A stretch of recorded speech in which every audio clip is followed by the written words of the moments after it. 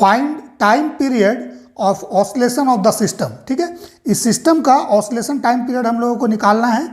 Friction is absent everywhere, इसमें कहीं भी फ्रिक्शन नहीं है। And the thread, spring and pulleys are massless. Thread, spring और पुली ये मासलेस है। ठीक है, गिवन क्या है, mass of A is equal to mass of B equal to M. So इसको लेके चलना है और इस सिस्टम का ऑसिलेशन टाइम पीरियड निकालना है। सो जो भी टाइम पीरियड ऑफ ऑसिलेशन होगा वो बी के लिए भी वैलिड होगा, इस मास के लिए भी वैलिड होगा। ठीक है ना, क्योंकि सिस्टम का हम लोग निकाल रहे हैं। ठीक है, मीन सिस्टम जब अपने मीन पोजीशन से रेस्ट पोजीशन से अगर सिस्टम के पार्टिकल को डिस्प्लेस कीजिएगा, ठीक है, सो वापस अपने मीन पोजीशन पे आने में each and every particle means B को, ए को और स्प्रिंग को सेम टाइम लगेगा। So that is why it is called time period of oscillation of the system. ठीक है, सिस्टम का टाइम पीरियड ऑफ ऑसिलेशन ये है। ठीक है, सो कैसे निकालेंगे, सो देखिए पुली का मास एब्सेंट है, so mass of pulley is absent. That means अगर आई इक्वल टू हम लोग मोमेंट ऑफ इनर्शिया ले इस पुली का, जिसको कि हम लोग डिस्क मान के चलते हैं जनरली, सो ये हाफ एम आर स्क्वायर होगा। ठीक है, और मास इसका जीरो है, सो मोमेंट ऑफ इनर्शिया जीरो हो जाएगा। सो मोमेंट ऑफ इनर्शिया अगर पुली का जीरो है, सो इसका रोटेशनल काइनेटिक एनर्जी, ठीक है, आर के ई, ये भी होगा हाफ आई ओमेगा स्क्वायर। सो ये भी क्या हो जाएगा, जीरो हो जाएगा। और इसका translational kinetic energy that is equal to half M we square, pulley के लिए हम बता रहे हैं। ठीक है, सो मास जीरो है, सो ये भी जीरो हो गया। सो दैट मीन्स पुली का हमें टेंशन नहीं लेना है। ठीक है, सो बाकी कंसिडर करना है और निकाल देना है। सो देखिए अगर इस बी को, मास बी को अगर अपने पोजीशन से हम लोग एक्स नीचे की तरफ डिस्प्लेस करते हैं, ठीक है, सो ये मास बी क्या है, पुली से डायरेक्टली कनेक्टेड है। सो मास बी एक्स नीचे तभी आएगा जब ये पुली अपने पोजीशन से एक्स नीचे आएगा।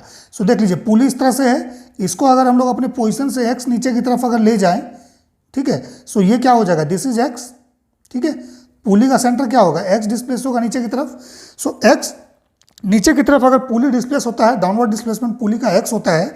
सो पुली के बोथ साइड थ्रेड कितना पास होना चाहिए, एक्स और इधर भी x. So x plus x it is 2x। ठीक है, ठीक है, सो ये 2x थ्रेड पुली से पास कैसे होगा, जब इसमें एलोंगेशन 2x होगा, क्योंकि ये देखिए डायरेक्टली कनेक्टेड है ना। सो अगर इसमें 2x एलोंगेशन होगा, ठीक है, सो ये 2x थ्रेड क्या होगा, पुली के बोथ साइड डिवाइड होगा x और ये x नीचे आ जाएगा। दैट मीन्स इसका डिस्प्लेसमेंट अगर x होता है, ठीक है, सो इस मास का डिस्प्लेसमेंट कितना हो जाएगा, 2x होगा, और इस स्प्रिंग में एलोंगेशन कितना हो जाएगा, 2x हो जाएगा। ठीक है, सो एक छोटा सा टेबल, स्मॉल टेबल देख लिया जाए। ठीक है, this is mass B M B, mass A, ठीक है, एंड स्प्रिंग। ठीक है, एलोंगेशन या फिर डिस्प्लेसमेंट यहां लिख देते हैं, डिस्प्लेसमेंट। ठीक है, स्प्रिंग के लिए एलोंगेशन और मास के लिए डिस्प्लेसमेंट, ऐसा लेके चलिएगा। ठीक है, एक रफ डायग्राम, रफ टेबल हम लोग बनाएंगे यहाँ पर। सो मास एम बी को हम लोगों ने एक्स माना है, सो एम ए क्या हो जाएगा, ये 2x नहीं, 2x ऊपर की तरफ जाएगा और स्प्रिंग में भी 2x एलोंगेशन हो जाएगा। ठीक है, सो देन फर्दर अगर dx बाई dt हम लोग निकाले, सो ये क्या होगा, वेलोसिटी हो जाएगा इस ब्लॉक का नीचे की तरफ, सो v, सो इसका वेलोसिटी कितना हो जाएगा, 2v हो जाएगा। स्प्रिंग में हम लोग वेलोसिटी नहीं लेंगे, ठीक है, क्योंकि उसका पोटेंशियल एनर्जी हम लोगों को लेना है। ठीक है, सिमिलरली अगर एक्सलेशन देखा जाए, सो it is dv by dt और second differentiation of x d2x by dt square. ठीक है, सो ये क्या हो जाएगा, dv बाई dt, सो ये एक्सलेशन हो जाएगा, सो इसका एक्सलेशन 2a हो जाएगा। ठीक है, और इसको हम लोग रहने देते हैं। सो हम लोग क्या करेंगे, एनर्जी मेथड यूज करेंगे। सो टोटल एनर्जी क्या होना चाहिए, कांस्टेंट होना चाहिए किसी भी पॉइंट पर। सिंपल हार्मोनिक मोशन का बेसिक फंडा है ये कि टोटल एनर्जी कांस्टेंट होना चाहिए। सो एनर्जी किसका लेंगे, इस ब्लॉक का, तो ब्लॉक का काइनेटिक एनर्जी होगा। ठीक है, मान लीजिए एक्स डिस्प्लेस किए, सो काइनेटिक एनर्जी ब्लॉक का ले लीजिए, सो दैट इज हाफ m। ठीक है, और बी ब्लॉक है ये, सो बी का वेलोसिटी कितना है, v है, सो v स्क्वायर लिख दीजिए प्लस हाफ m। इस मास के लिए दोनों का मास सेम है इसलिए m ही लेते हैं, बट इसका वेलोसिटी कितना हो जाएगा, 2v। देखिए यहाँ पर 2v, सो 2v का square plus spring potential energy half k और इसका एलोंगेशन कितना है, 2x स्क्वायर। सो ये टोटल एनर्जी E हो गया और ये क्या होगा, ये कांस्टेंट होगा। ठीक है, एनर्जी क्या होगा, कांस्टेंट होगा।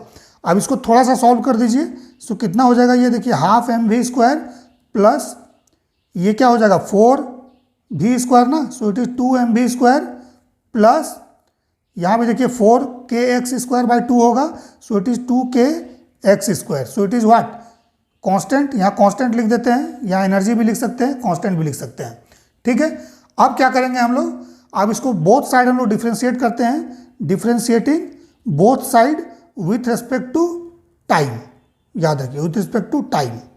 ठीक है, सो अगर विथ रिस्पेक्ट टू टाइम इसको हम लोग डिफ्रेंशिएट करेंगे तो हमारे पास क्या आ जाएगा, देखिए इसको डिफ्रेंशिएट करते हैं 2v dv by D T, so 2 cancel out, so it is mv dv by D T plus 4mv dv by D T, ठीक है, plus 4kx dx by D T equal to what, constant का differentiation with respect to time 0 होगा।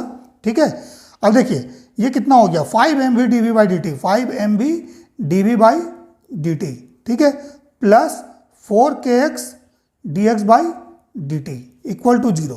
सो that means dv by D t को क्या लिख सकते हैं, देखिए यहाँ पर एक्सलेशन हम लोगों ने माना है, dv by D T is acceleration, so इसको पुट कर देते हैं 5mv a प्लस 4kx और dx बाई डी टी क्या हो जाएगा, v हो जाएगा इक्वल टू 0।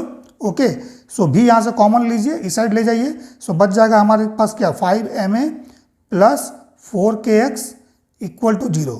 सो यहाँ से आ जाता है हमारे पास x equal to -5m, sorry acceleration निकालना होगा, सो एक्सलेशन निकालिए, it is -4k divide by 5mx। ठीक है, इस तरह का आ गया हमारे पास। सो देखिए यहाँ से ध्यान से देखिए, अगर सो एक्सलेशन क्या है, proportional to negative of displacement है, सो ये SHM प्रूव्ड हो जाएगा हमारा। ठीक है, SHM प्रूव करना है अगर simple harmonic motion, so acceleration को proportional to negative of displacement हम लोग प्रूव करते हैं। ठीक है, शो कर देंगे SHM प्रूफ हो गया। सो अगर SHM प्रूफ हो गया, सो SHM में एक्सलेशन क्या होता है, माइनस ओमेगा स्क्वायर एक्स होता है। सो डैट मीन्स एक्स का जो कॉफिशिएंट आप देख रहे हैं ये क्या ओमेगा स्क्वायर है, सो ओमेगा स्क्वायर का वैल्यू हो जाएगा 4k बाई 5m।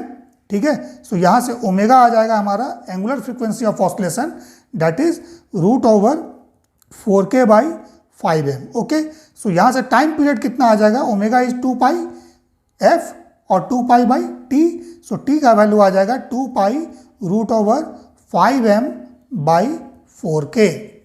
ठीक है, सो ये हमारा आ गया टाइम पीरियड ऑफ ऑसिलेशन। ठीक है।